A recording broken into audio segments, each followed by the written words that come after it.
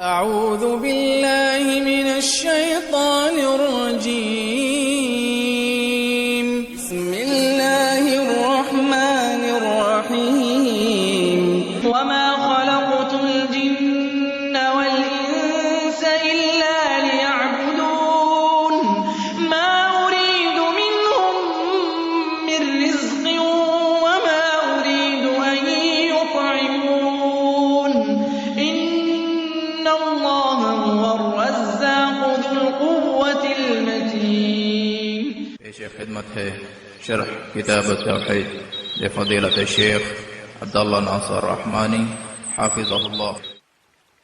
إن الحمد لله نحمده ونستعينه ونستغفره ونعوذ بالله من شرور أنفسنا ومن سيئات أعمالنا من يهده الله فلا مضل له ومن يضلل فلا هادي له وأشهد أن لا إله إلا الله وحده لا شريك له وأشهد أن محمدا عبده ورسوله.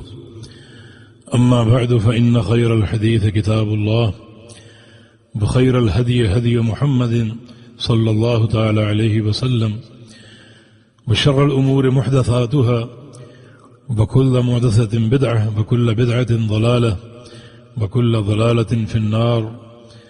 من يطع الله ورسوله فقد رشد واهتدى ومن يعص الله ورسوله فقد ضل وغوى. اللهم صل على محمد وعلى آل محمد كما صليت على إبراهيم وعلى آل إبراهيم إنك حميد مجيد. اللهم بارك على محمد وعلى آل محمد كما باركت على إبراهيم وعلى آل إبراهيم إنك حميد مجيد.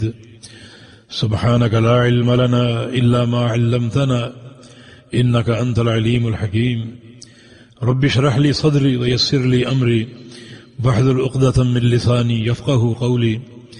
لقد قال الله سبحانه وتعالى والذين يمسكون بالكتاب وأقاموا الصلاة إنا لا نضيع أجر المصلحين.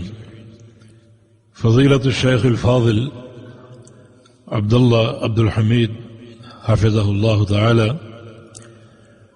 مدیر مرکز الفرقان و دیگر تمام اخوان سامعین حضرات، سب سے پہلے مرکز الفرقان اور اس کی انتظامیہ کو مبارکباد دیتا ہوں کہ انہوں نے اس دورے کا اہتمام کیا، اور دوسری مبارکباد یہ کہ دورے میں کتاب التوحید جیسی عظیم کتاب کا انتخاب کیا. یہ کتاب عقیدہ توحید میں اپنی مثال آپ ہے اور ایک منفرد کتاب ہے. جو اس کتاب کا اسلوب ہے وہ دیگر کتب میں نظر نہیں آتا. یہ بار بار پڑھی جائے، بار بار سنی جائے، بلکہ ہر گلی میں اس کتاب کا درس ہو تاکہ لوگ اس سے زیادہ مستفید ہو سکیں. پھر آپ کو بھی مبارکباد دوں گا کہ آپ اس دورے کے لیے تشریف لائے اور انشاءاللہ تشریف لاتے رہیں گے تاکہ اللہ کی توفیق سے ہم بڑے اختصار کے ساتھ اس کتاب کو مکمل کر سکیں اور جو بنیادی عقیدے کے مسائل ہیں انہیں سمجھ سکیں. سب سے پہلے ضروری ہے کہ میں اس کتاب کے مؤلف الامام المجدد محمد بن عبد الوہاب رحمہ اللہ کی طرف اپنی سند پہنچا دوں تاکہ اس سند کا اتصال ہمارے لیے واضح ہو جائے اور اللہ کی توفیق سے اس سند میں آپ بھی شامل ہو جائیں. سند اس امت کا میزہ ہے، اس امت کا امتیاز ہے. عبداللہ بن مبارک کا قول ہے الاسناد من الدین ولولا الاسناد لقال من شاء ما شاء. سند دین ہے، اگر سند نہ ہوتی تو جو شخص چاہتا جو مرضی کہتا پھرتا. اور ایسے بہت سے لوگ موجود ہیں جو جی میں آئے کہتے پھرتے ہیں قصے کہانیاں، اور ان کا مواخذہ سند کی طلب کے ساتھ ہے، اس کی سند پیش کرو، جس نے ان کو عاجز کر دیا. محمد بن سیرین رحمہ اللہ بڑی چوٹی کے محدث علماء تابعین میں سے فرمایا کرتے تھے کہ سموا لنا رجالکم، اے علم بیان کرنے والو ذرا اپنے مشائخ کا نام تو بتاؤ، اپنے رجال ہمارے سامنے بیان تو کرو، تم کہاں سے آئے ہو، کیا تمہارا مخرج ہے. حافظ بن صلاح رحمہ اللہ جو فن حدیث اور مصطلح کے امام مانے جاتے ہیں، وہ فرماتے ہیں کہ طلب علم میں استفادہ شرط ہے کہ ایک بیان کرنے والا کہاں کہاں پڑھنے گیا، کس کس سے پڑھا، کون اس کے مشائخ ہیں، تاکہ مشائخ کی معرفت سے ہمارے سامنے ان کا منہج واضح ہو جائے. تو بڑی اس کی اہمیت ہے. ان هذا العلم دین فانظروا امن تاخذون دینکم.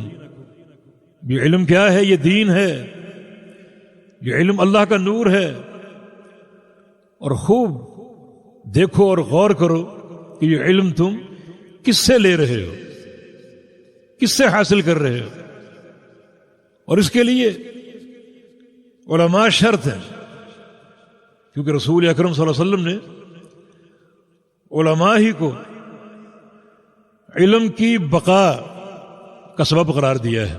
صحیح بخاری میں حدیث ہے، یرفع العلم بیشر الجہل وان اللہ لا يقبض العلم انتزاعا من صدور الرجال ولكن يقبضه بقبض العلماء حتى اذا لم يبق عالما اتخذ الناس رؤوسا جهالا يستفتون فیفتون برأیہم فیضلون ویضلون.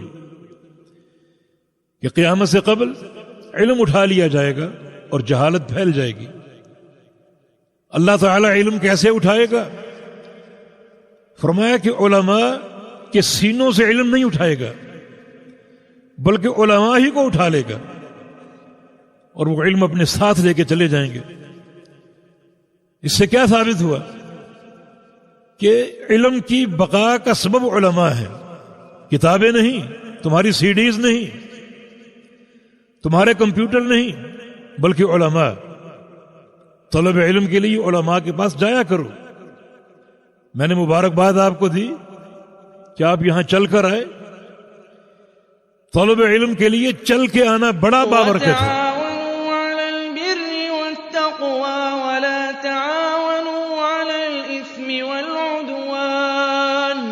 واتقوا